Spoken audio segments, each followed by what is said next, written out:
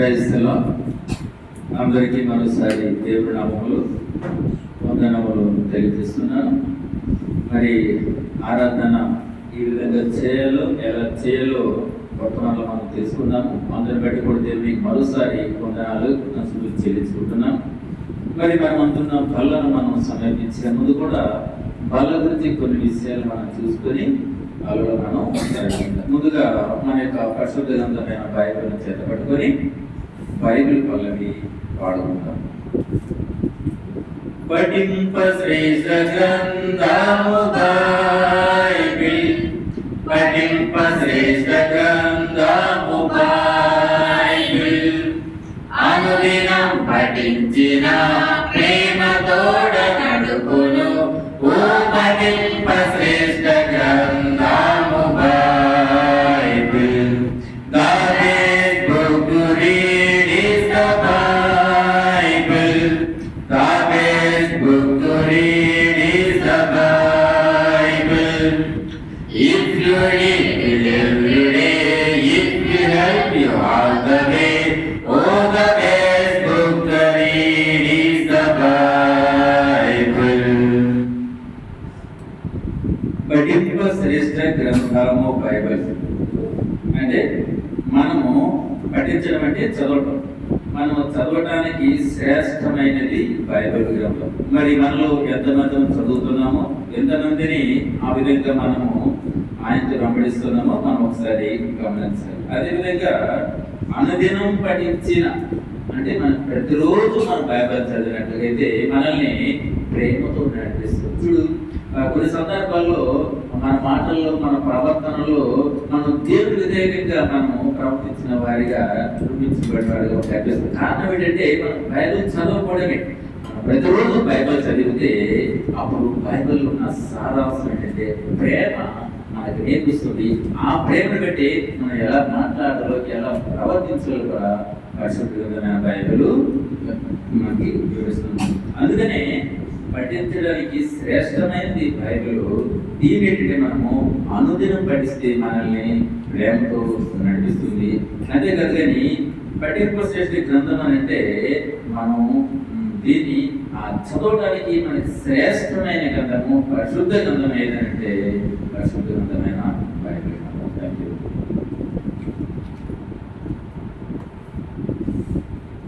మరి మనం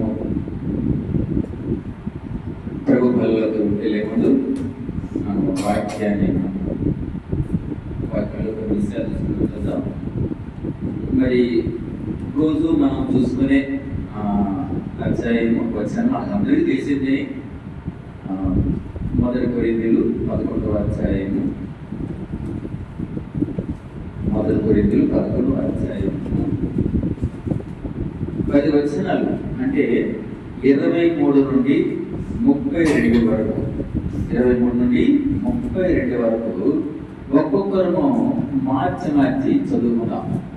మొదట నేను చదువుతాను, తర్వాత మీరు చదవండి. తీసారా? మొదటి కొరింథీయులు 11వ అధ్యాయము 23 నుండి 32 వచనాలు. నేను మీకు అప్పగించిన దానిని ప్రభువు వలన పొందితిని. ప్రభువైన యేసు తాను అప్పగింపబడిన రాత్రి ఒక రొట్టెను ఎత్తుకొని కృతజ్ఞతాస్తుతులు చెల్లించి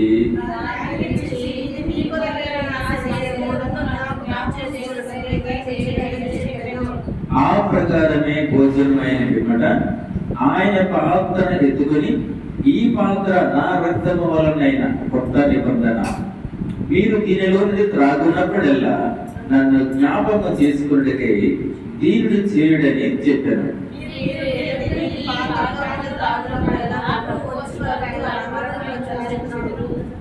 కాబట్టి ఎవడు అయోగ్యముగా ప్రభు యొక్క రొట్టెను తినడో లేక ఆయన పాత్రలోని త్రాగునో వాడు ప్రభు యొక్క శరీరమును గూర్చి రక్తమును గూర్చి అపరాధి ఎగును.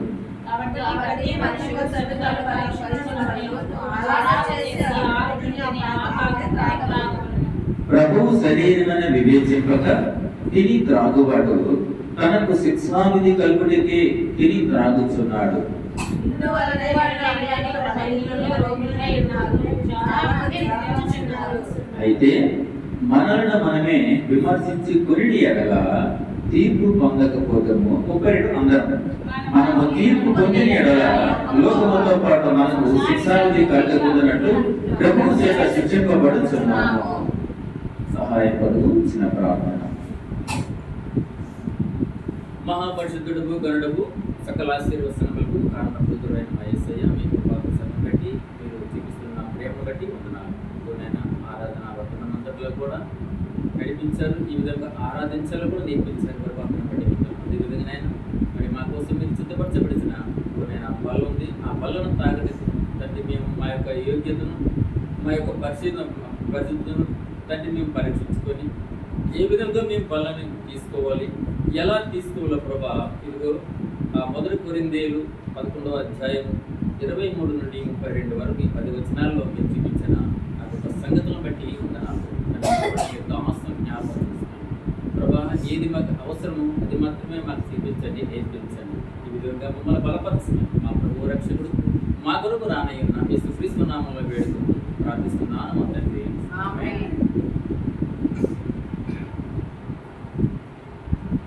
1 కొరింథీయులు 11వ అధ్యాయం 23 నుండి 32 వరకు మొత్తం 10 వచనాలు మనము చదువుకున్నాం.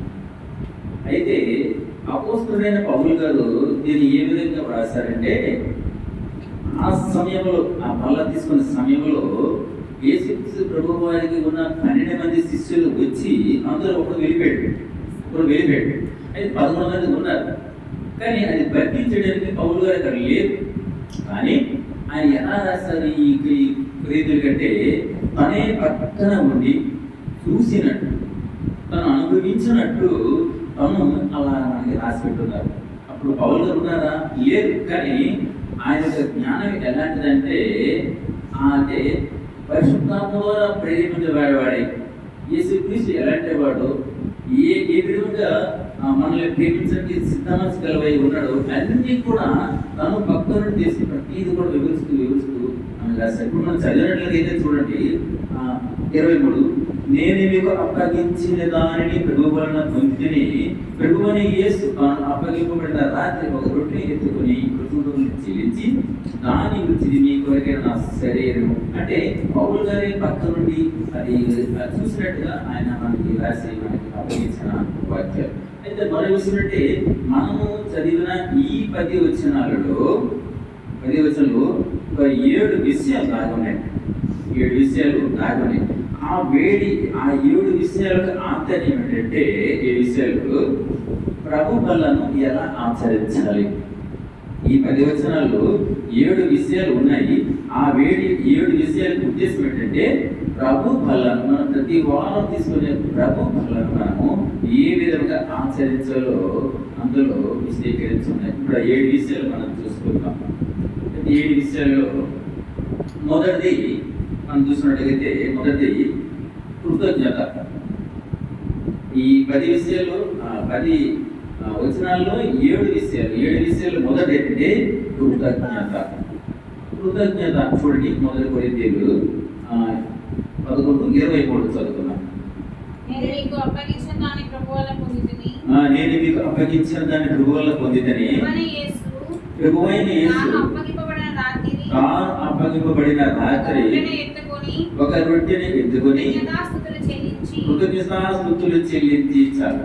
అంటే ఫస్ట్ ఏం చేయాలి అనమాట, ఆ రొట్టెని ముట్టుకునే ముందు కృతజ్ఞాస్తుతులు ఎవరికి? ప్రభువుకి, దేవునికి కృతజ్ఞతలు చెల్లించాలి. అయితే మనము కృతజ్ఞతలు ఎలా చెల్లిస్తాము?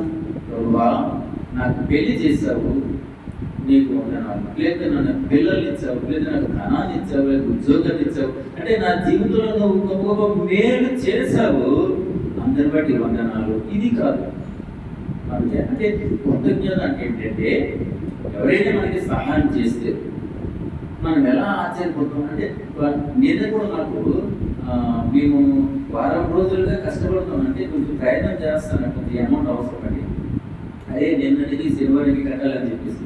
కానీ అద్భుతమైన రీతిలో సహోదరుడు చెప్తున్నాడు, బ్రదర్ మీరు భయపడకండి, దేవుడు నీ పక్షాన ఉన్నాడు, నీ కార్యం చేస్తాడు, భయపడి ధైర్యం చెప్తున్నాడు. కానీ నాకు నమ్మకం ఏంటి? ఎందుకంటే నేను నమ్మే ఒకటే, నమ్ముట నీ వలనైతే నమ్మువానికి సమస్తము కూడా సాధ్యం. ఇప్పటికీ నేను నమ్ముకున్నాను. ఆ నమ్మకం నన్ను కాపాడింది. నేను సాయంత్రానికి సడన్ గా నాకు ఫోన్ కాల్ రావడము, ఆటోమేటిక్గా ఆ అమౌంట్ తీసుకుని నేను దేన్నైతే కట్టవలసి ఉంటుందో దాన్ని కట్టడానికి దేవుడు నాకు సహాయం చేశాడు. అయితే ఇలాంటి కృతజ్ఞతలన్నీ కూడా ఇవి అశాశ్వతమైనవి, కానీ శాశ్వతమైన కృతజ్ఞత కలిగిన వాళ్ళు ఉండాలి. ఏంటి అసలు శాశ్వత కృతజ్ఞత ఏమంటే, శాశ్వతమైన ఎవరు?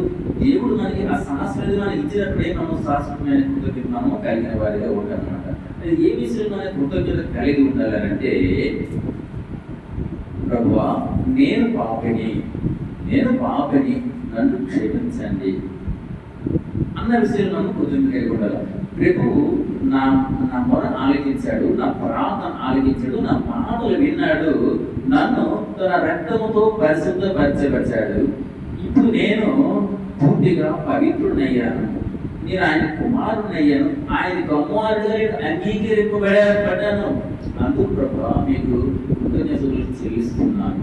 అంతే తప్ప కానీ ఈ లోకరీతిగా నాకేదో నువ్వు ఇచ్చావు, లేదో నన్ను సంతోషపెట్టావు, నాకు కావాలి సమకూర్చావన్న దానికి కృతజ్ఞత కాదు. ప్రభా అన్నింటినీ విలువైనది. అంటే మీరు ఇచ్చిన ఆస్తుల కంటే, ధనం కంటే, మీరిచ్చే ఇంకా ఏవే కొనుక్కొని ఖరీదైన వస్తువుల కంటే, లేదా పిల్లల కంటే, నాకు ఆస్తుల కంటే విలువైనది ఏంటంటే, నేను పాపంలో ఉన్నాను ప్రభా, నా పాపాన్ని క్షమించండి. ఇది విలువైనది. నా పాపాన్ని క్షమించారు ప్రభా, నేను నమ్ముతున్నాను. అందుకే మీరు కృతజ్ఞతలు చెల్లించుకుంటూ, ప్రభా నా కోసం మీరు ఇచ్చిన ఆ రొట్టెలను, ఆ ద్రాక్షను నేను పొందుతున్నాను ప్రభా అని మనం దేవునికి తెలియజేస్తూ ఆ బలం మనము సమర్పించేవాడిగా మనం ఉండాలి. ఎందుకంటే మన జీవితంలో మనం ఆ శాశ్వతమైన కోసమే ముందు చెప్పాడు కదా, పిల్లలు కావాలను, ధనం కావాలనో, ఉద్యోగాలు కావాలనో, ఆయా పరిస్థితులు బట్టి మనం దేవుని అడుగుతాం, దేవుడు ఇస్తాడు కావాలను. అయితే అవన్నీ అశాశ్వతమైనవి. శాశ్వతం ఏంటంటే, ప్రభువా నేను పాపంలో ఉన్నాను, నన్ను రక్షించు. ప్రభువా పాపము నుండి, పాప శాపము నుండి నన్ను విమోచనగా చేయ ప్రభా, నన్ను రక్షించుకోవడం నన్ను దేవుడిని అడిగాను. నిజంగా దేవుడు నిన్ను రక్షిస్తే, దేవుడు నీ కొరికే ప్రాణం పెట్టాడని నువ్వు అనుకుంటే, అప్పుడు దేవుడికి ఏం చేయాలంటే కృతజ్ఞాస్తుతులు చెల్లించాలి. ఎందుకంటే ఇక్కడ శాశ్వతమైన, అంటే దేవుడు మనకు కూడా శాశ్వతమైన పరిష్కరించాడు. ఈ లోపల చూడండి, చాలా మంది వస్తారు, ఏవో ఇచ్చి వెళ్ళిపోతారు దేవుళ్ళు అనుకోండి. కానీ మన దేవుడు శాశ్వతమైన పరిష్కారం ఇచ్చాడు. కొంతమంది దాని ఇచ్చి వెళ్ళిపోతారు, కొంతమంది వారికి కావాల్సిన వస్తువులు ఇచ్చి వెళ్ళిపోతారు. కానీ దేవుడు అనిపించాడంటే అవన్నీ ఉంటాయా? శాశ్వతమైన కావు. కానీ దేవుడు శాశ్వతమైన పరిష్కారం ఇచ్చాడు. ఏంట పరిష్కారం అంటే, మా పాపములు మనల్ని రచించుటకు, పాపానికి గురుకున్న పాపములను తప్పించుటకు ఆయన మనల్ని రచించే దేవుడు అయి ఉన్నాడు. ఇది శాశ్వతమైన పరిష్కారం. మానవులకి పరిష్కారం అంటే, మానవుడు రక్షింపబడాలంటే ముందంటే మొదట చెప్పినట్టుగా మనము రక్షింపబడాలి అంటే మొదటి మనము పాపము చేసిన మనము పశ్చాత్తాపడి దేవుని వేడుకున్నట్లయితే, దేవుడే తన పరిశుద్ధమైన తన రక్తం ద్వారా మనల్ని కడిగి మనల్ని పవిత్రులుగా చేస్తాడు. అందుకు మనము దేవునికి ఏం చేయాలంటే కృతజ్ఞతలు మనము అర్పించే వారికి. ఒక ఆయన అంటారు మీరు పలానా చేస్తే మీకు ధనం వస్తుంది, మీరు పలానా చేస్తే మీకు పేరు వస్తుంది, మీకు పలానా చేస్తే మీకు పిల్లలు పుడతారు, మీకు పలానా చేస్తే మీకున్న సమస్యలన్నీ తీరిపోతాయని చెప్తున్నారు. కానీ ఆయన చెప్పవలసిన మాట ఒకటి ఏంటంటే, ముందు మీరు మీ పాపాన్ని కడుక్కోండి, పాపం నుండి మీరు విముక్తులు కండి అన్న మాట ఆయన చెప్పలేదు. అది ఈ లోకంలో కూడా పాపం అంటే భయపడతారు, పాపం అంటే హేళన చేస్తారు, పాపం అంటే ఏదో భయంగా కురుకులుగా చూస్తారు. కానీ మనలో పాపం వచ్చుకొని యేసుక్రీస్తు ప్రభువు మాత్రమే తన 33 సంవత్సరంలో సంహరిస్తాడు ప్రపంచాన్ని. నాలో పాపం ఉన్నదని ఎవరైనా చెప్పగలరా అని. 32 వయసు అంటే 32 సంవత్సరాలు అంటే ఆ యవ్వనం ఎలాంటి వాడు ఈ లోకంలో 50, 60, 70 సంవత్సరాలు అయినా సరే తనలో ఉన్న పాప స్వభావాలు కోరికలు ఉంటాయి. అలాంటిది ఆయన మంచి యవ్వనంలో ఉన్న వ్యక్తి యేసుక్రీస్తు ప్రభువు సమాధిస్తున్నాడు. అంటే నాలో పాపం ఉందని మీరు ఎవరైనా రుజువు చేయగలరా అని చెప్పేసి. మెయిన్ అంటే మనం పాపం లేదు, మన దేవుడు పాపం లేని వాడు కాబట్టి మనం కూడా పాపం లేని వారిగా మన పుట్టుతో మనము పాపం లేదు కాబట్టి మనం కూడా ఆదాము యొక్క అంటే ఈ వేరే విషయం పడి మనం కూడా పాప స్వభావం కాబట్టి పాపం నిమిత్తి పొందుతున్నారంటే దేవుని మనము ఏడుకునే వారిగా మనం ఉండాలి. అయితే ఆయన మన పాపం నిమిత్తమై సిలువలో తన రక్తం కచ్చి మనల్ని ఏం చేశారంట? పవిత్రులుగా చేశారు. కాబట్టి మనం ఏం చేయాలంటే దేవునికి కృతజ్ఞతాస్తుతులు చెల్లించి మన ముందున్న ఆయన వల్ల మనము చేయలేదన్నమాట. ఓకేనా? అయితే ఎప్పుడైతే మనము మన పాపం విషయమే ఆయన క్షమించాడని నమ్మి మనం కృతజ్ఞతలు చెల్లిస్తున్నామో ఇది నిజమైన కృతజ్ఞతగా మనము చెప్పుకోవచ్చు. అది చూడండి, రోగుల రాసిన పత్రిక 12వ అధ్యాయం 1వ వచనం మనం తీసుకోకుండా చూడండి. మనం సరే రోగుల రాసిన పత్రిక 12వ మనం ఏ విధంగా కాబట్టి సహోదరులారా శుద్ధమును దేవునికి అనుకూలమైన సజీవ యాగముగా మీ శరీరములను చాలా మీ శరీరమును ఆయనకు సమర్పించుకోండి. అంటే ఆయన ఎందుకు సమర్పించుకుంటున్నారు? మరి మిమ్మల్ని మనల్ని పాపములో నుండి శాపానికి మన గురువు మనల్ని రక్షించిన దేవుడు. అంటే ఇక్కడ చూడండి 12వ అధ్యాయం వస్తుంది. కాబట్టి అంటే అర్థం ఏంటి? ఏదో విషయం జరిగినప్పుడు దానివల్ల మనం మేలు పొందినప్పుడు అంటారు, నీకు పలానా ఇచ్చాను కాబట్టి, లేకపోతే పలానా అన్నది నెరవేర్చాను కాబట్టి. అంటే దేవుడు అంతకుముందు అంటే ఉన్నాను మన బ్రహ్మపతి చూసినట్లయితే 1 నుండి 11 వరకు ఏముంటది అంటే దేవుడు నా కోసం ఏమేమి చేశాడో, దేవుడికి మన కొరకు ఎంత ప్రయాసపడ్డ మనిషికి ఆశ ఉంది. అంటే మీ కొరకు నేను ఒక కార్యం తలపెట్టి మిమ్మల్ని పవిత్రులుగా చేశాను కాబట్టి ఆయన ఏమంటారంటే మీ కొరకు నేను ప్రాణించానయ్యా, నా రక్తం కాచానయ్యా, మీరు నా సొత్తు. కాబట్టి మీరు ఏం చేయాలంట సజీవ యాగముగా మీ శరీరాలు అంటే దేవునికి ఇష్టమైనది ఏదైనా ఉందా దాన్ని మనం తీసేద్దాం.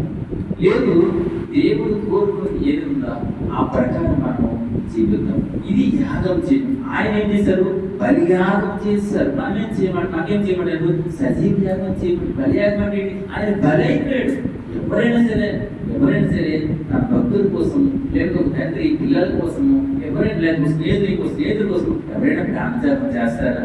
ఎవరు చేయరు.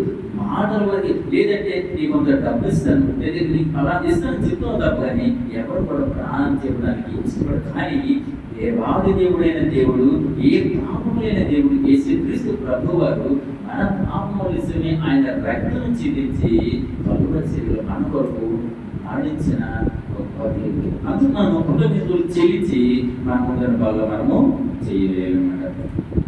అయితే ఇంకో విషయం చూడండి, అంటే మన శరీరంతో చేసే ప్రతి పని కూడా ఆయనకి ఎలా ఉందంటే ఇష్టంగా ఉండాలంట. అంటే ఆయన ఏది చేయమంటే అదే మనం చేయాలి. అంటే తర్వాత ఏంటంటే మనం ఏమి చేశాడో ఆయన కొరకే, మన మనసుల కొరకు కాదు.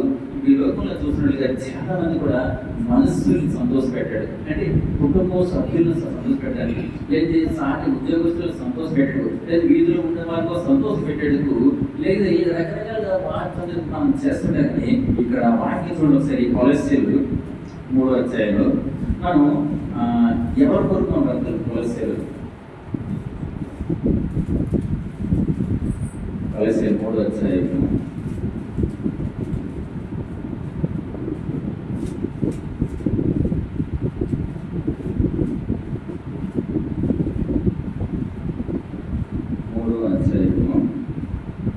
23, 24.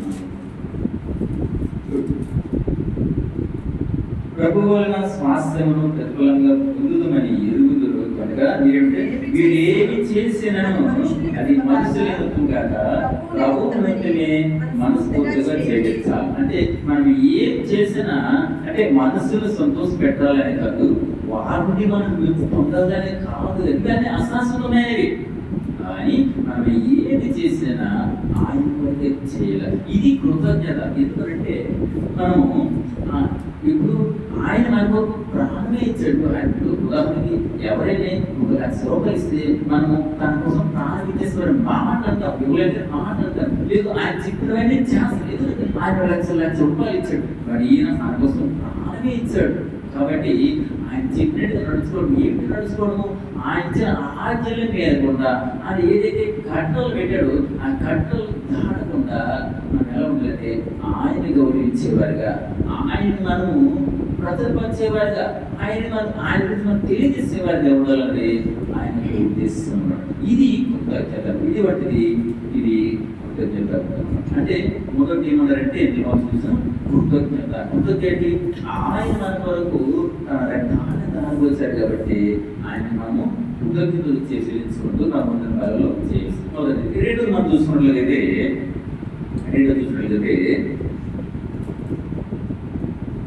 మొదటి కొరింథీయులు 11 చూసినట్లయితే జ్ఞాపకం చూడండి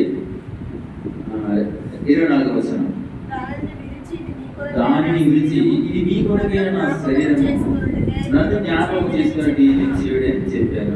చాలా అంటే ఏంటంటే ఫస్ట్ మొదటి అంటే కృతజ్ఞతలు చెల్లించమన్నారు. అది కృతజ్ఞతలు చెల్లించడం దేనికోసం చెల్లించాలా? ఆయన మన కొరకు ప్రాణం పెట్టాడు కాబట్టి మనం కృతజ్ఞతలు చెల్లించాలి. రెండోది ఏమంటే జ్ఞాపకం చేసుకున్నారంట. ఏంటంటే మనము దేవుని ఆజ్ఞలను మర్చిపోకుండా, ఉండడికి ఈ ప్రభువాలు. ఎందుకంటే చాలా సంఘాలలో లేదా ఏం చేస్తారంటే నెలకు ఒకసారి పెడుతుంటారు. కానీ దేవుడు ఏంటంటే అంటే ప్రతి వారం కాదు, కానీ ప్రతి దినం కూడా ఆయన మనం మర్చిపోకూడదు. అంటే మనం ఆదివారం ఆయన గుర్తుంచుకొని సోమవారం నుండి శనివారం మర్చిపోయిన వారిగా ఉన్నామేమో. ఆయన చెప్పంటే ప్రతి దినము, ప్రతి సమయము, ప్రతి క్షణం కూడా మనము జ్ఞాపకం చేసుకున్న వాళ్ళు. మనం మాట్లాడుతున్నప్పుడు, మనం పనులు చేస్తున్నప్పుడు, ఏదైనా చూస్తున్నప్పుడు మనము ఆయన జ్ఞాపకం చేసుకున్న వారం అయితే మనము తప్పు చేయడానికి అవకాశం అనే కదా. మీరు ప్రతిరోజు మనం పఠిస్తే మీరు ప్రేమతో నడుచుకుంటారని మన పాటలో చూసుకోవాలి. అలాగే మనం ప్రతిరోజు అంటే ఆయనని ప్రతి క్షణం ఆయన జ్ఞాపకం చేసుకుంటే మనం తప్పు చేయడానికి ఇష్టపడమాట. మరియు ఈ వల్ల మనం దేని సాదృశ్యం అంటే నిత్య రాజ్యం కొరకు అనమాట. అంటే ఒకటి ఈ వల్ల ప్రతి వారం మనం జ్ఞాపకం చేసుకుంటున్నాం. నువ్వు ఎక్కడైనా పడిపోతున్నానా, లేదా నేను అపవాది నాపై అది కాలం చేస్తున్నాడేమో, దానికి లోనైపోతున్నాను. ఇది విషయాల్లో మనము బయటపడడం కోసం దేవుని జ్ఞాపకం ఏం చేయాలంటే మనం ప్రతి క్షణం కూడా ఆయన మనం జ్ఞాపకం చేసుకుంటూ మనం ఏం చేయాలంటే ఆ పనులు చేయాలి. మరి కొంతమంది అంటారు పల్లారణ అంటారు. అంటే నెలకు 4 వారాలు అయితే వాళ్ళు 3 వారాలు కూడా 0. వాళ్ళు దేవుని మందిరం ఏంటో తెలియదు, దేవుని ఉద్దేశం ఏంటో తెలియదు. ఏదో నమ్ముకున్నాము మేము క్రైస్తవులను చెప్పుకోవడానికి తప్పగానే వారికి దేవుని యొక్క కట్టలు కానీ ఆజ్ఞలు అస్సలు వాళ్ళు తెలియదు. కానీ 4 వారాలు 1 వారం మాత్రము పల్లారాధనలు పెడతారు. అంటే ప్రభురాత్రి భోజనం పెడతారు. ఆ రోజు మాత్రము ఎన్ని పనులున్నా తప్పకుండా వెళ్తారు. దాని ఉద్దేశం ఏంటంటే ఒక ఆవిడ అన్నారు, సిస్టర్ అన్నారు, అది ఏంటో కానండి నాకు ఆ ఒక్క రోజు కానీ ఆ పనులు తీసుకుంటా ఎదురుగా అయిపోతుంది అని ఆవిడ చెప్తారు. నాతో నేను విన్నాను. అంటే ఏమైపోద్ది అంటే ఆవిడ ఆ బల తీసుకుంటే నాకేం కాదని భ్రమలో ఉంది. అలా బల తీసుకుంటే మాత్రాన నువ్వు పరలోకం చేరు. కానీ ఆయన ఆజ్ఞలు ఆయన ఏదైతే నీకు అప్పగించాడు దానిని మీరు కూడా ఆయన ప్రేమించే వారిగా ఉంటే తప్పకుండా ఆయన రాజ్యంలో నేను ఈ మధ్యనే సేవకుడు ఆ సముద్రుడు ఎప్పుడు కూడా మందిరానికి వెళ్ళాడు. అంటే తనతో పనులు పెట్టి తెలియదు వెళ్ళాడు. కానీ ఒక్కోసారి వారంలో 1 వారం వెళ్తుంటాడు, పలారం వెళ్తుంటాడేమో. సేవకుడు వచ్చి తన పరామర్శించిన తర్వాత నేను చూశాను. అయితే బహుశా 4 వెళ్ళుంటాడు. అయితే తను అడిగితే ఏమయ్యా మరి ఈ దగ్గరలో ఉన్న మందిరంలో రావచ్చు కదా అంటే లేదంటే మేము పలానా దూరం వెళ్ళి సరే మంచిది మరి ప్రతి వారం వెళ్తున్నాం అని అంటే లేదు వెళ్ళలేకపోతే మరి ఎప్పుడు వెళ్తానంటే నెలలో ఒకసారి వెళ్తానండి ఎందుకంటే ఆ రోజు కాల్ ఇస్తారు కదా అది పెద్ద సరే నీకు తెలియనప్పుడు నీకు నడిపించే సేవకుడు ఉన్నాడు కదా ఆయననే తెలియచేయాలి కదా అంటే ఈ భక్తి అంటే తెలియకనండి అంతరోజే మన తప్ప అది కాదు. దేవుడు ఏమంటున్నాడంటే మొదట నువ్వు కృతజ్ఞతలు చెల్లించాలి, రెండోదంటే ప్రతి దినం ప్రతి క్షణంలో నన్ను జ్ఞాపకం చేసి వాళ్ళు నెలలో ఒక వారమే జ్ఞాపకం చేసుకుంటున్నారేమో కానీ ఇక్కడ ప్రతి క్షణము ప్రతి రోజు కూడా దేవుని మనము జ్ఞాపకం చేసుకున్న వారిగా ఉండాలి. అయితే ప్రతి దినము ఆయనను జ్ఞాపకం చేసుకోవాలి. సిలువేయబడిన క్రీస్తును మరి క్రీస్తు శ్రమలను మాత్రమే మనం జ్ఞాపకం అంటే ఏంటంటే జ్ఞాపకం చేసుకోవాలని మాకు ఉంది. అంటే మనం సాధారణంగా మనం ఎవరు జ్ఞాపకం చేసుకుంటామంటే మన పక్క వారిని ఎదురుగా ఉన్న వారిని వాళ్ళు అంటే ఇతరులను మనం జ్ఞాపకం చేసుకుంటాం. కానీ దేవుడు చెప్పినట్టే మనం ఎవరిని యేసుక్రీస్తు ప్రభువాన్ని కానీ ఆయన యొక్క చేస్తున్న కార్యాలను మనం జ్ఞాపకం చేసుకోవాలి, ఆయన యొక్క స్వభావాన్ని మనం జ్ఞాపకం చేసుకోవాలి, ఆయన ఎలాంటి వాడు దేని వరకు వచ్చాడు ఏ మనకు తెలియజేశాడు ఇటువంటి విషయాలు మనం జ్ఞాపకం చేసుకోవాలి. మొదటిది ఏంటంటే కృతజ్ఞతలు చెల్లించాలి. రెండోది ఏంటంటే ఆయన్ని అనుక్షణం మనము జ్ఞాపకం చేసుకుంటూ ఆయన వాళ్ళలో మనము చేయగలం. ఇక మూడోది చూసుకున్నట్లయితే పాలు పొందాలి. ఏంటి పాలు పొందడం అని అంటే భాగస్వామి అంటే ఇద్దరు భార్య భర్తలు కలిసి ఉంటున్నారు, వెళ్ళేది కానీ ఒకరిని ఇంకోరు వినదు, ఒకరి మాట ఇంకోరు వినరు. కానీ అక్కడ దేవుడు అంటే భాగస్వామి అంటే నాలో సగం అంటే నేను ఒక పార్టీ ఉంది, లేకపోతే ఒక యూనియన్ ఉంది, లేకపోతే ఒక సంఘం అలాంటి విషయంలో నేను కూడా పాలు భాగస్వామినే, నేను కూడా మీతో భాగస్వామినే, నేను కూడా మీకు పనుల్లో నేను సహకరిస్తాను, నేను కూడా మీతో నడుస్తాను, నేను కూడా మీ వెంబడే వస్తాను అన్నది దాన్ని ఏమంటారంటే పాలు పొందుతా అంటారు. అయితే ఇప్పుడు ఏంటి అంటే మన యొక్క పాప జీవితం నుండి మనం సిలివేయబడాలి. అప్పుడే మనము యేసుక్రీస్తు ప్రభువారితో ఆయన యొక్క సహవాసంలో మనము ఉంటాము. చూడొకసారి కలిపి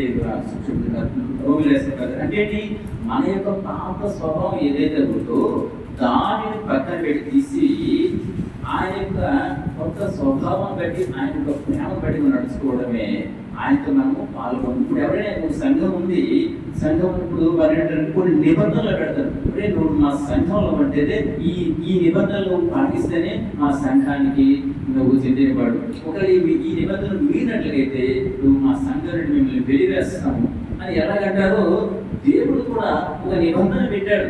నువ్వు నాతో భాగస్వామి అయితే నీవు నాతో కలిసి ఉండాలనుకుంటే నీకు ఈ నిబంధన ఉందని చెప్పాడు. చూడండి ఏంటి నిబంధన అంటే నీకున్న పాప జీవితాన్ని తీసివేసి ఇదిగో నేను నీకు ఉన్న రాతి కూడా తీసివేసి నీకు మాంసం ముద్దనిచ్చాను, నాలో ప్రేమని పంచిపెట్టాను. కాబట్టి అటువంటి స్థితిలో ఉండాలని చూసే రోమిలకు రాసిన పత్రిక 6వ అధ్యాయం 6వ వచనము 6వ వచనం చూడండి చక్కగా చెప్పారు. ఏమనగా మనమిద్దరూ పాపమునకు దాసులము కాకుండుటకు పాప శరీరం నిరంతరం మగునట్లు మన ప్రాచీన స్వభావం ఆయనతో కూడా ఏమంటే మన యొక్క పాప స్వభావం ఏదైతే ఉందో మనం ఆయనకి ఇష్టం పెట్టుకొని ఏవైతే చేసామో అవన్నీ కూడా ఏం చేయాలంటే ఆయన సిలువుతో పాటు మనం కూడా దానిని విడిచిపెట్టాలన్నమాట. ఇంకా ప్రాచీన స్వభావము ఆయనతో కూడా సిలువేయబడి ఎప్పుడైతే ఆయనతో పాటు మనం సిలువేయబడతామో, సిలువేయబడడం అంటే ఏంటి అంటే మనకు అంటే మనకు పాత ఏవైతే దేవునికి ఇష్టం లేని కార్యాలు ఉన్నాయో అవన్నింటినీ విడిచిపెట్టేదాన్ని సిలువేయబడి. అదే గలతీయుల రాసిన చూడండి, అందులో కూడా సీమలు కూడా గలతీయులు 2:20 2:20 నేను క్రీస్తుతో కూడా సిలువ వేయబడి ఉన్నాను, ఎదురు జీవించేవాడు నేను క్రీస్తు ఆయనతో జీవిస్తున్నాడు. అంటే చాలా అంటే ఏంటంటే మనకున్న పాప జీవితం ఎప్పుడైతే పోతుందో అప్పుడట ఆయన మనలో ఉండడానికి ఇష్టపడతాడు. ఆయన మనలో ఇష్టపడితే మన ప్రవర్తనలో ఉంటుంది ఆయన మాదిరి ఆయన జీవించే వారిగా ఆయన మాటలు మనం వినిపిస్తాం. ఆయన స్వభావం మనం చూపిస్తాము, ఆయన క్రియలే మనము చేస్తాం. ఎందుకు? మనలో ఉంది పాత స్వభావం పోయింది, పాపం స్వభావం పోయింది. కానీ బయట వచ్చింది క్రీస్తు స్వభావం మనలో ఉంది, ఆయన ప్రేమ మనలో ఉంది, ఆయన యొక్క ఔనిత్యం మనలో ఉంది. కాబట్టి మన మాటల్లో, మన చూపుల్లో, మనం చేసే ప్రతి పనిలో కూడా మనం ఏం చేస్తామంటే దేవుని మనము జ్ఞాపకం చేసేవాడు. ఇది పాలు పొందాలంటే మనం ఒక పాలు పొందాలంటే ఎలా ఉండాలంటే ఆ సంఘం యొక్క నియమాలకు, ఆ సంఘం యొక్క కట్టుబడులు మనము కట్టుబడి ఉండాలన్నమాట. ఇది అంటే ఇంకోటి పాలు పొందడం అనగా ఇంకున్నాడు.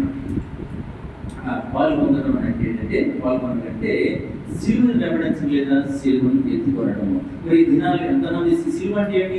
శ్రమలకు సాకూర్చిస్తాం అన్నమాట. మరి ఆయన సందర్భం మరి ఆయనతో కూడా మనం కూడా భాగస్వామ్యం అవ్వాలంటే మనం ఏం చెప్పి యేసుతో కూడా ఆయన మనం కూడా సిలువ వేయబడాలని మనం చూసుకున్నాం.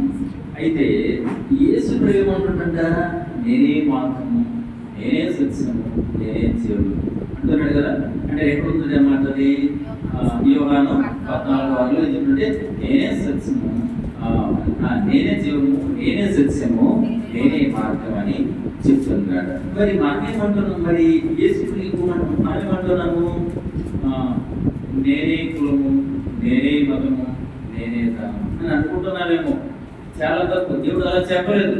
నేనే మార్గము, నేనే సత్యము, నేనే జీవము అని చెప్పాడు. మీరు ఎప్పుడైతే అది నమ్ముతారో మీరు నాతో పాలు పొందిన వారు అవుతారని చెప్తారు. అంతేగాని నేనే కులము, నేనే మతము, నేనే ధనమని ఆయన చెప్పలేడు కూడా. కానీ మనం ఒక అలా చెప్తున్నామేమో, ఆ వెంటనే విడిసి దేవుడు మనకి ఏం చెప్తున్నాడు? నేనే మార్గం, నేనే జీవము, నేనే మార్గము, నేనే జీవం అంటున్నాడు. కాబట్టి దాన్ని మనము గమనించవచ్చు. అయితే పాలు పొందడం సింపుల్ ఏంటంటే ఆయన శ్రమను మనం భరించడం. పాల్గొంటుంటే నేను ఏదో పువ్వుల్లో పెట్టే చూస్తాడు, నేను సరిచేస్తాను కాదు. కానీ ఆయన ఏదైతే మన కోసం పొందాడో అటువంటి శ్రమలు, అంటే ఉదాహరణకి ఒక కులం ఉంది. ఇప్పుడు నేనే ఉన్నాను, నాకు కులం ఇచ్చింది. అయితే నేను అంటాను నాకు కుల సమస్య లేదండి, కాకపోతే మరి మా కుటుంబ సభ్యులు ఒప్పుకోరు, లేదా మా కులం వారు ఒప్పుకోరు, లేదా మా వీధుల వారు ఒప్పుకోరు, మా సంఘం వారు ఒప్పుకోరు అని చెప్పేసి నేను కులాన్ని ప్రేమిస్తూ కులాన్ని వెనకేసుకుంటూ వస్తాను. మరి ఎప్పుడైతే నేను కులాన్ని వెనకేస్తున్నాను, కులాన్ని దేవుడు ఒప్పుకుంటాడా? దేవుడికి కులం లేదు, మతం లేదు, ఏ విధానమూ లేదు కదా. మరి అలాంటప్పుడు దేవుడి విరుద్ధమైన కులాన్ని ప్రేమించిన వాడిని అయితే ఆయన సిలువకి ఎలా ఎత్తుకుంటాను? సిలువ అంటే ఏంటి? శ్రమలకు సాధన. ఎప్పుడైతే నువ్వు కులాన్ని దగ్గరించవు, ఆ కులం నిన్ను వెలివేస్తుంది, నీ కుటుంబం నిన్ను వెలివేస్తుంది, నీ భార్య నిన్ను వెలివేస్తుంది, నీ భర్తని వెలివేస్తాడు. ఆయన పర్వాలేదు, నువ్వు దేవుడితో నిబంధన కలిగి ఉన్నావు. ఆయన అంటున్నాడు నేనే మార్గము, నేనే జీవము, నేనే సత్యము. దేవుడు చెప్తున్నప్పుడు ఆ మార్గాన్ని బట్టి మనం నడుచుకోవాలి. తప్పగానే ఈ మనసులు పిప్పించడం కోసము, మరి వాళ్ళ సంతోషపరచడం కోసము దేవుడికి ఇష్టం లేని ఏది కూడా మనం చేయకుండా అనుకున్న పాత స్వభావాన్ని తీసివేసి ఆయన ఇచ్చిన ఆ క్రీస్తు ప్రేమని మనం చాటేవాడిగా, ప్రశంసేవాడిగా మనం ఉండాలంటారు. ఓకేనా?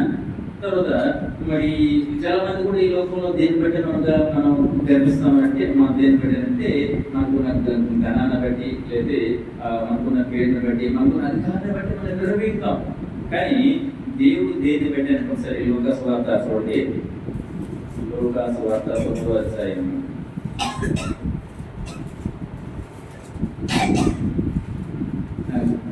లూకా 14. 9:23. మరియు ఆయన అందరితో ఇట్లనెను, ఎవడైనా నన్ను వెంబడింపగోరిన యెడల తన్ను తాను ఉపేక్షించుకొని ప్రతిదినం తన సిలువను ఎత్తుకొని నన్ను వెంబడించాలి. అంటే ఎవరైనా సరే నాతో రావాలనుకుంటే నువ్వేం చేయాలంటే శ్రమ అనుభవించాలి. ఒకవేళ నువ్వు శ్రమ అనుభవించలేదు అంటే నువ్వు నాతో పాలిభాగస్తుడు కావు. ఇప్పుడు మరోసారి చూద్దాం. అందుకంటే ఎవరైనా వెంబడింపబోయేట్లా తన శిలువను, అంటే తను తాను గ్రహించేది ప్రతిదినము తన శిలువను ఎత్తుకొని వెంబడింపాలి. తన ప్రాణం రక్షించుకునేవాడు, అంటే లేదు నాకు ప్రాణమే కావాలనుకున్నట్లయితే శ్రమలని భరించలేడు, తన శిలువను ఎత్తుకోలేడు. ఒకవేళ శిలువ ఎత్తుకున్నవాడు ఏం చేస్తుంటే నీ ప్రాణాన్ని కూడా నువ్వు తీసుకునేవాడు. అలాగే చూసిన లూకాసు వార్త, మళ్ళీ లూకాసు వార్త 14వ అధ్యాయంలో కూడా 14:26 14:26-27 ఎవడైనను నా యొద్దకు వచ్చి తన తండ్రిని, తన తల్లిని, భార్యను, పిల్లలను, అన్నదమ్ములను, అక్క చెల్లెలను, తన ప్రాణమును సహా ద్వేషించుకుంటే నా శిష్యుడు. అంటే తన ప్రాణాన్ని కూడా ద్వేషించమంటున్నాడు. మరి కులం గొప్పదా, ప్రాణం గొప్పదా? అంటే కులం కన్నా ప్రాణమే కదా గొప్పది. మరి అంటే ప్రాణాన్ని ఆయన ద్వేషించమన్నప్పుడు కులాన్ని ఎందుకు ద్వేషించలేకపోతున్నాము? ఈనాడు పెద్దవారు చెప్పుకున్నవారు, అంటే గొప్ప గొప్ప దైవశాలను చెప్పుకుంటున్నవారు, గొప్ప గొప్ప పేర్లు పెట్టుకుంటున్న వారు కూడా ఈరోజు వాళ్ళు ఏముందంటే కులం ఉంది, కులం ఉంది. ఎప్పుడైతే నువ్వు కులాన్ని ప్రేమిస్తున్నావో నువ్వు దేవుణ్ణి ద్వేషించినట్టుగా నువ్వు క్రైస్తవుడు కాలేదు. మన క్రైస్తవుడు కావాలంటే ఆయన ఒక శీలు ఎత్తుకోవాలి, ఆయన శ్రమలు భరించాలి. ఆ శ్రమలకు భయపడి నువ్వు కులాన్ని ప్రేమిస్తున్నావు. ఆ శ్రమలకు భయపడి నువ్వు నీ చుట్టుపక్కల ఉన్న మనసులను ప్రేమించడానికి ఇష్టపడుతూ ఉన్నావు. క్రైస్తవుడు కాలేదు. అంటే మొదటి ఏం తీసుకున్నది ఏమంటే మొదటి కృతజ్ఞత ఉండాలి, రెండోది ఏముంటే మొదటి ఉండాలి.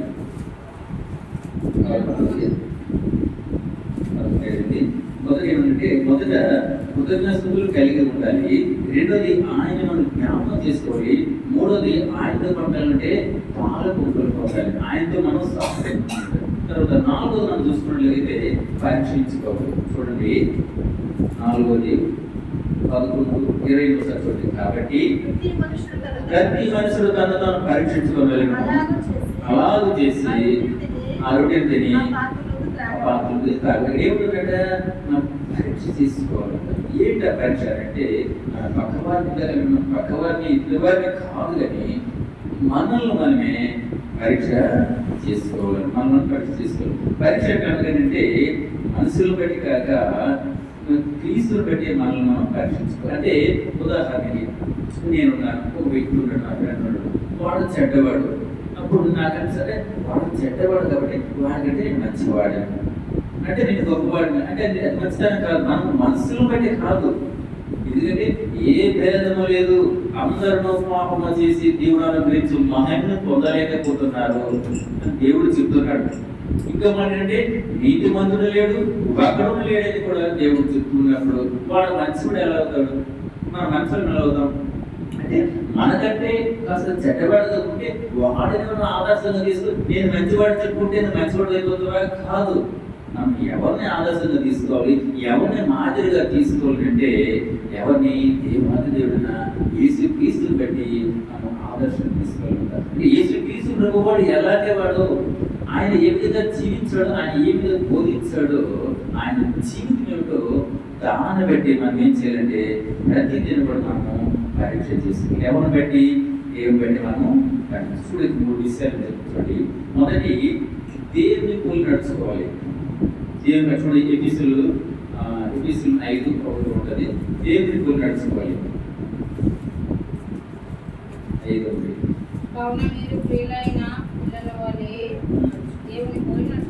చక్కటి. కావున మీరు ప్రియులైన పిల్లలు దేవుని అంటే మొదటంటే మనం ఏంటి పరీక్షించుకుంటున్నా మనము దేవుని పోలి నడుచుకోవాలి. రెండోది క్రీస్తుని పోలి నడుచుకోవాలి. చూడండి 1 Corinthians 11:1 నేను క్రీస్తుని పోలిన ప్రకారం మీరు కూడా నన్ను పోలి నడుచుకోండి. నేను క్రీస్తుని పోలి నడుచుకున్న ప్రకారం మీరు కూడా నన్ను పోలి నడుచుకోవాలి. మూడోది అంటే పరిశుద్ధతను బట్టి నడుచుకోవాలట. చూడండి 1 Peter 1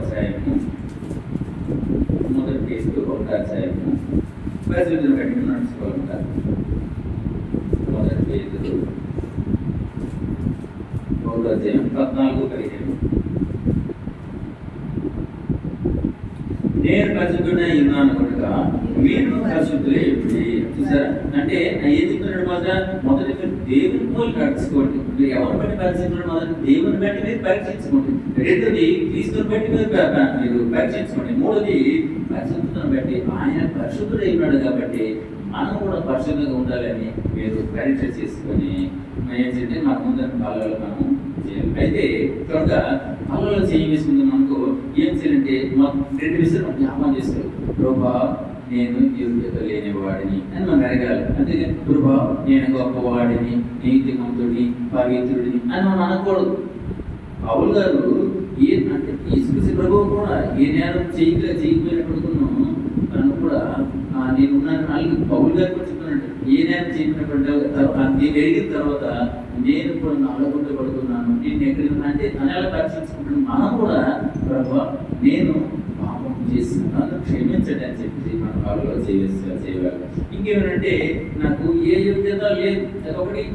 యోగ్యత అంటే యోగ్యత అంటే అర్థం ఏంటంటే నాలో ఏ యోగ్యత లేదు అంటే నేను మంచివాడిని కాదు అని మనం గుర్తు ఎరగడమే అదే గొప్ప యోగ్యత అనమాట. నేను మంచివాడిని అనము అది యోగ్యత కాదు. అంటే నేను మంచివాడిని కాను ప్రభు అని ఆ మాట నాకు గుర్తుండాలి. నేను గొప్పవాడిని ఎదురేయడం కాదు, కానీ నేను మంచివాడిని కాదు అన్న మాట మనకేమంటే గుర్తుండాలా, అది దాన్ని యోగ్యత అంటారు. అలాగే సిలువు రక్తం వల్ల మాత్రమే మనకి యోగ్యత వస్తుంది. ఆయన సిలువులు రక్తం బట్టి మనం పవిత్రము కాగలము. ఆయన మనకు ఒక ప్రాణం ఇచ్చి తన యొక్క రక్తంతో మనం పరిశుద్ధపరచబడిచారు కాబట్టి మనము ఎవరి సొత్తు, ఆయన సొత్తు. కాబట్టి ఆయన చిత్తాన్ని నెరవేర్చేవారిగా, ఆయన్ని ప్రేమించేవారిగా ఉంటూ ఆయన ఉంటున్న వల్ల మనము జీవించేవారిగా. ఇప్పుడు 5 చూసుకున్నాం. 5 సహవాసం. చూడండి, మొదటి కొరింథీయుల పత్రిక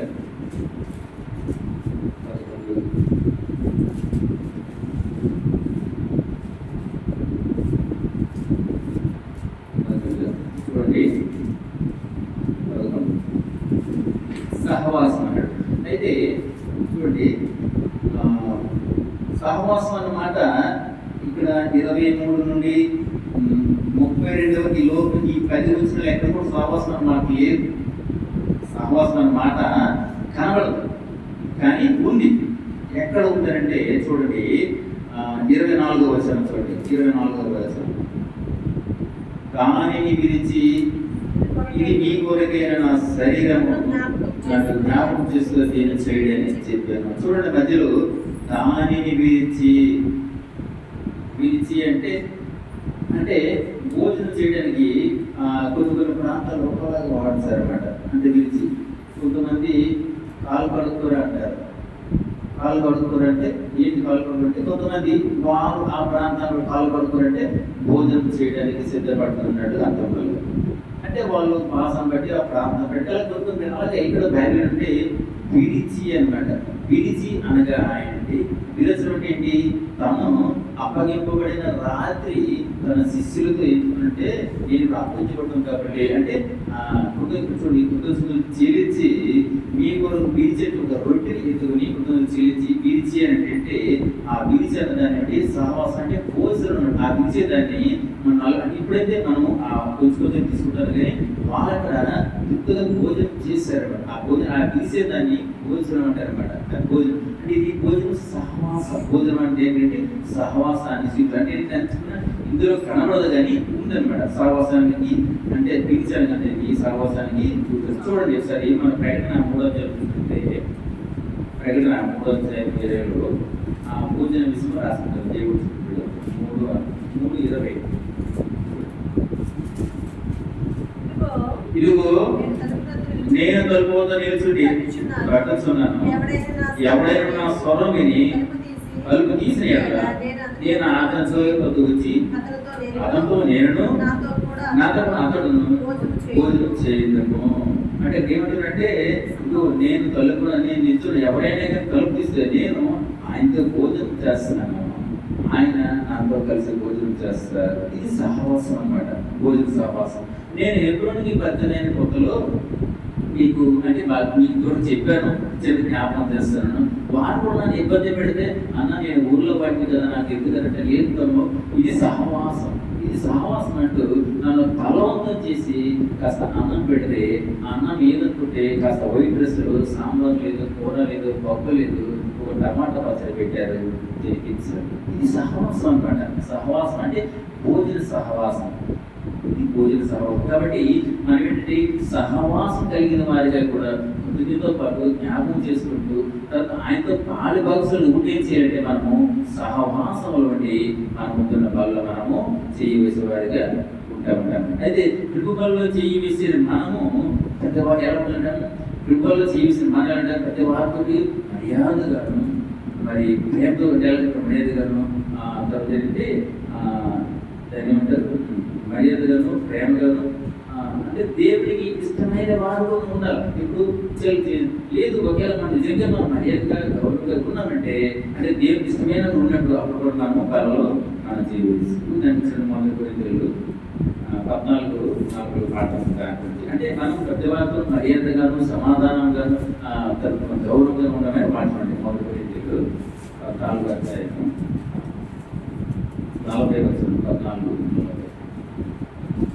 ఎలా కూడా చూడండి. కాబట్టి సహోదరులారా ప్రవచించుట ఆసక్తితో అపేక్షించుడి. భాషతో మాట్లాడట కానీ సమస్తమును మర్యాదగాను క్రమముగాను జరుగుతుంది. అంటే సమస్త చేసినందుకు కూడా మర్యాదగా ఉండాలా, క్రమంగా ఉండాలా, అంటే దేవుడు చూపించే విధంగా ఉండాలన్నమాట. అప్పుడే సహవాసానికి అర్థమన్నమాట. అదే సహవాసం కలిగి ఉండమని దేవుడు నాకు చెప్తారు మాటలు. ఓకేనా? నెక్స్ట్ 6వ విషయం. ఇప్పుడు 5 విషయాలు మనం చూసుకున్నాం కదా. 6వ విషయము ప్రచురించుట. చూడండి, మొదటి కొరింథీయులు 11:26 చదువుతున్నా. 26 మీరు ఈ రొట్టెని తిని ఈ పాత్రలో త్రాగునప్పుడల్లా ప్రభు వచ్చే వరకు ఆయన మరణమును ప్రచురించుదురు. ఏమిటి ప్రచురించుదురు? అంటే ఏంటి? క్రీస్తు శిలువను మనం ప్రకటించాలి. క్రీస్తు శిలువలో ఉన్న ప్రేమను మనం ప్రచురించాలి. అంటే జీవితాన్ని మనం కలిగి ఉండాలనేది దీని యొక్క ఉద్దేశం. జీవితం అంటే శ్రమలను, ఆయన శ్రమలను భరించాడు కాబట్టి. అయితే శ్రమలను మనం ఊరగే కాదు, కానీ ఏవైనా కొన్ని ఆటంకాలు వస్తున్నప్పుడు శ్రమ అయినా నిందైనా బాధ అయినా సరే మనము ఆయన వైపు చూస్తూ ఆయన వరకు మనం భరించేవారు ఉన్నారు కదా. ఎవరైనా నా శిలువని ఎత్తుకొని నన్ను వెంబడించిన వేళ వాడు నా శిష్యుడు అవుతాడు. ఒకవేళ నా శిలువను భరించలేక తన ప్రాణాన్ని కాపాడుకుంటున్నవాడు నా శిష్యుడు కాయాలంటున్నాడు. అలాగే ఏమిటంటే ప్రసంగం అంటే మన ప్రత్యక్షను కూడా ఆయన మనం చూపించాలి. ఆయన యొక్క పోలిక కాదు, కానీ ఆయన యొక్క స్వభావాన్ని మనం చూపించేవారిగా ఉండాలన్నమాట. అది ప్రచురించడం మాట. దేవుడి గురించి అంటే మనం చేస్తున్న ఎక్కడెక్కడ పనులు చేస్తున్నాము, మన ప్రయాణాల్లో కానీ మన చుట్టుపక్కల కూడా ఆయన గురించి మనము జ్ఞాపకం చేసేవాడిగా తెలియచేయమాట. ఈ శ్రీకృష్ణ ప్రభు అంటే ఇది మన కొరకు, మన పాపముల కొరకు ఆయన కలువరిశిలో మరణించి రక్తం కలిసి మరణించారు కాబట్టి ఆయన మన హృదయులు చేయాలి. ఆయన జ్ఞాపకం తీసుకోవాలి. ఆయనతో కూడా పాలు పొందాలి, తర్వాత సహవాసం ఉండాలి. ఏమంటే ఆయన మనము ప్రసరించేవారిగా ఉండాలి. చివరిగా మనం తీసుకొని మన పైన పాల్గొంటున్నాం. చివరిగా 7వది ప్రభు రాకడకు సిద్ధపడటం. చూడండి 11:26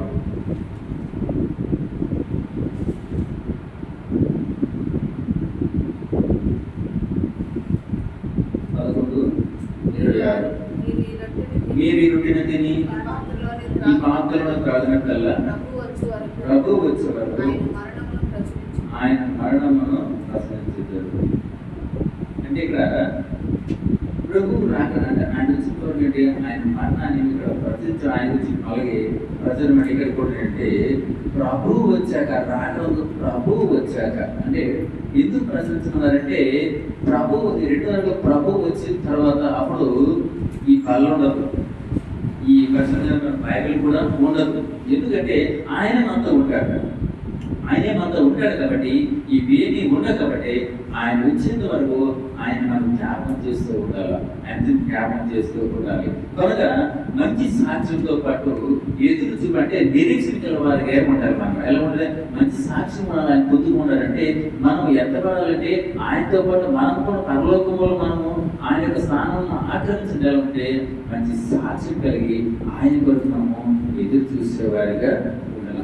ఆయన రాకడకు మనం సిద్ధపరచడానికి ఏర్పరిచేది ఈ బల్ల అన్నమాట. ఈ బల్ల అర్థం ఏంటంటే మనం ఆయనతో నిరీక్షణ కలిగి ఆయన రాకడకు మనం ఎత్తబడడానికి ఆయన రాకడకు మనం సిద్ధపడి ఉండడం అనమాట. దానికి ఈ బల్ల.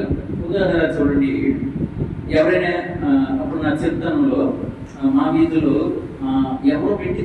ఎవరింట్లో ఫంక్షన్ అనుకున్నప్పుడు వేరే వేరే చుట్టాలు అందులో చుట్టాలు నాకు తెలిసిన వారు కూడా ఉంటారు. అదే పలానా వారు వస్తారు నాకు తెలిసింది కదా అని చెప్పి ఏం చేస్తాను, వాళ్ళ ఇంటికి వస్తూ మా ఇంటికి కూడా వస్తారు కదా అని ఏం చేశారంటే ముందు 2 రోజుల ముందు ఏం చేశారంటే మా ఇల్లంతా శుభ్రం చేసేసి ఇంటికి అన్ని అలంకరణలు చేసి శుభ్రంగా నీటికి ఉంచారు. ఎందుకంటే వాళ్ళు ఎవరో వచ్చినప్పుడు చూస్తారు కదా, అరే ఏంటి వీళ్ళు అంటే వాళ్ళే సంతోష పెట్టడం కోసం వాళ్ళ ద్వారా నేను మెప్పుకొందరం ఏం చేసింది వీళ్ళంతా శుభ్రం చేసి నీటికి ఉంచారు. అలాగే ఇప్పుడు ఈ దినాల్లో కూడా బంధువులు వస్తున్నారు, లేదా స్నేహితులు వస్తున్నారు, ఎవరైనా వస్తున్నట్టు మనం ఏం చేస్తామంటే వెంటనే వాళ్ళ వస్తున్నారు అని చెప్పేసి ఏం చేస్తామంటే ఇల్లంతా అలంకరించి ఎక్కడెక్కడ సామాన్లు సర్దేసి మీరు ఎవరు వస్తారు ఎలా ఉంటారు, మగవాళ్ళు అయితే లుంగీలతోటి అంటే ఆడవాళ్ళు అయితే నైట్తో ఉంటారు అనుకున్నాం కదా. వాళ్ళు వస్తున్నారంటే డ్రెస్సులు వేసుకుంటాము, నీట్గా తయారవుతాము, చక్కగా ఎక్కడెక్కడ సర్దుబాటు చేసి మనం ఎందుకుంటాము వారి దగ్గర మనం తక్కువ కాకుండా వారిని గౌరవించేవారిగా వారి ద్వారా మనల్ని పొందేటట్లుగా మనం ఆ విధంగా ప్రవర్తిస్తాం. మరి ప్రభు వస్తున్న అనలు కూడా అలా చెప్పు సిద్ధపడి కలిగి ఉండాలి కదా. సిద్ధపడి ఏంటి మంచి సాక్షి కలిగి ఉండాలి. ఎవరెంత పడతారు, ఎవరైతే ఆయన యొక్క చిత్తంలో ఉంటారో, ఆయనకు ప్రేమను అనుభవిస్తారు, ఆయన చిత్తాన్ని కొనసాగిస్తారు, వారు మాత్రమే ఎంత పడతారు. అటువంటి సిద్ధపడి కలిగి ఉండమన్నారు. మన మనసులకు స్మరణాలైతే వ్యాసాలు వేసుకుంటూ మనము ఆ రకరకాల పిండి వంటలు తయారు చేసుకుంటూ వారి కోసం మనం సిద్ధపరుస్తున్నామో, మరి మనుషుల కంటే గొప్పపడిన దేవాది దేవుడు పాపమేపు దేవుడు వస్తున్నాడు, మనకు అలా కూడా సిద్ధపడి కలిగి ఉండాలి. ఆయన చూస్తే ఆయనతో పడుకుంటే ఎంత పెట్టమనుకుండాలి. అంటే ఒకవేళ నేను అప్పుడు మరణిస్తే ఎంత పెట్టి ఉండాలా, లేదు అంటే ఆయన రాకడే పోగలేదు. ఇది మన దేవుడి కోరిక. అందుకే దీనికి సిద్ధపడి కలిగి ఉండాలి. అయితే మరి దేవుడి కోరిక మనం అటువంటి తీర్మానంతో అటువంటి సిద్ధపడుతూ కలిగి ఆయన అంటే అటువంటి మొదటి గురించి 11వ అధ్యాయం 23 నుంచి 32 ఈ 10 వచనాల్లో 7 విషయాలు మనం ధ్యానించుకున్నాం. 7 విషయాలు మనము ధ్యానించుకోవాలి కదా. ఈ 7 విషయాలు మేము జ్ఞాపకం చేసుకోవాలి. అంటే ఎందుకు జ్ఞాపకం చేసుకోవాలంటే ప్రతి వాని క్రియలు చొప్పున చూడొచ్చు. వాక్యం అది 22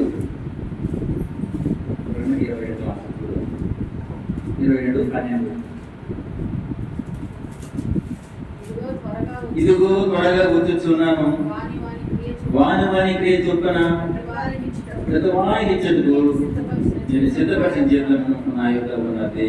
కాబట్టి మనం ఎందుకు సిద్ధపడి కలిగి ఉండడంటే వాని క్రియలు చొప్పున నువ్వేం చేసావు నా కొరకు, నువ్వేం చేసావు నా కొరకు అని మనం చేస్తున్న పనులు పెట్టే. ఇప్పుడు చూడండి, మనము ఉద్యోగం చేస్తాం. ఉద్యోగం చేసే వాళ్ళకి ఆ అధికారి ఇంకొకటి చేతి అకౌంట్లో వేసేస్తున్నారు చేతులు. కానీ అదేవిధంగా ఉద్యోగం చేయండి నేను కూడా వెళ్ళి అయ్యా నాకు చేతికోలేదంటే ఇస్తారా? ఎవరు కదా. అంటే వాళ్ళు పని చేస్తారు కాబట్టి పని దగ్గర వేతనం వారికి అందించారు. మరి పని చేయని నాకు వేతనం కాబట్టి ఎలా అవుతుంది? అవును. మరి ప్రభా మరి నేను పరిస్థితులుగా ఉన్నాను ప్రభా, ఆయన సరే అటు ఇటుగా ఉంటాను, ఆయన సరే కలిగించారు ప్రభు, మీతో కూడా తీసుకెళ్తే కుదరదు. ఎందుకంటే వారు నా ఆజ్ఞలో ఉన్నారు, నా ప్రేమను పంచుకున్నారు, నా కొరకు సిద్ధపాటు కలిగి ఉన్నారు. కాబట్టి వారు నా శ్వాసం అని చెప్పి దేవుడు చెప్తాడు. మరి మనం కూడా అటువంటి సిద్ధపాటు, అటువంటి యోగ్యత కలిగి, అటువంటి మంచి సాక్ష్యం కలిగిన వారు ఎప్పుడైతే ఉంటామో మనం కూడా ఆయనతో పాటు మనం ఏతపడే వారిగా ఉంటాం. కనుక ఇవన్నీ ఎప్పుడైతే 7 విషయాలు మనము ధ్యానించుకున్నామో ఇవన్నీ జరిగితే గురువు వల్ల మనము చేయవేసినట్లే. ఇవన్నీ కూడా ఎప్పుడైతే మన జీవితంలో మనము చేయవేసినట్లే. ఆయన రాకడకు సిద్ధపాటు కలిగి ఉంటే ఈ యొక్క పనులు చాలా మందికి ఈ మర్మం తెలియదు. పనులు అంటే అది ప్రసాదం అనుకుంటారు, పనులు అంటే అది తీసుకుపోయేది అయిపోతుంది అనుకుంటారు. పనులు అంటే తీసుకోవాలంటూ కొంతమంది పక్క వాళ్ళు చూసి ఏమనుకుంటారు, ఏమన్నా పనులు తీసుకుంటారు. అలా చేయకూడదు.